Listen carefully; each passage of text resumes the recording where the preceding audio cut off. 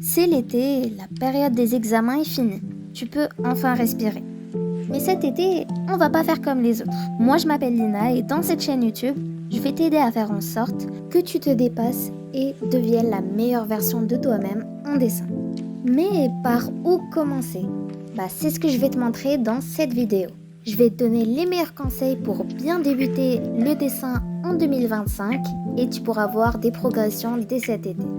Avant tout, il faut savoir une chose. Le dessin, c'est long, très long.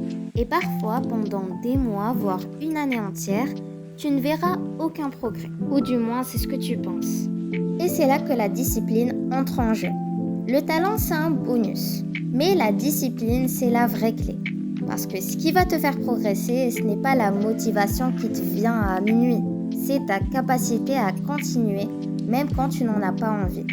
Et ça s'applique à tout, que ce soit le dessin, le sport, la musique et les études. La discipline, c'est faire un petit pas chaque jour, même tout petit, mais le faire quand même. C'est plus efficace de dessiner par exemple 10 minutes par jour que de dessiner seulement 2 heures chaque semaine.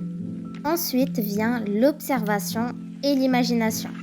Observer, c'est regarder les choses autour de toi comme si tu devais les redessiner. Tu regardes une tasse, regarde sa forme, sa symétrie, son nombre. Tu n'as même pas besoin de papier pour progresser. Et puis, l'imagination. Si tu arrives à te faire une image dans la tête, c'est que tu sais déjà un peu la dessiner. Tu sais à quoi ressemble un bonhomme battant, pas vrai? 2 traits pour les bras, 2 pour les jambes. Tellement tu l'as vu et refait, c'est devenu instinctif. C'est pareil pour tout. Plus tu observes, plus tu imagines. Plus tu entraînes ton cerveau à comprendre les formes avant de les poser sur ton papier.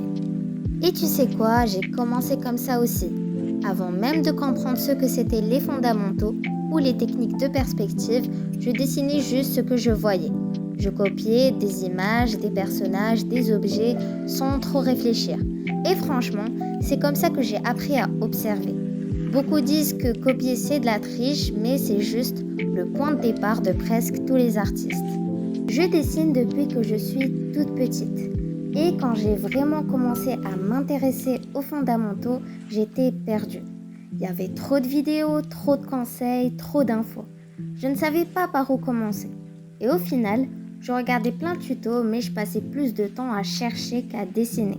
C'est pour ça que je fais cette vidéo et que j'ai lancé ma chaîne. Ici, pas de blabla inutile, pas de vidéo de 20 minutes pour dessiner une ligne. Je veux te donner des conseils clairs, simples et surtout pratiques. Et enfin, le dernier conseil que je peux te donner est de ne pas te comparer aux autres. Chacun apprend à son rythme, il y en a qui progressent vite, d'autres lentement.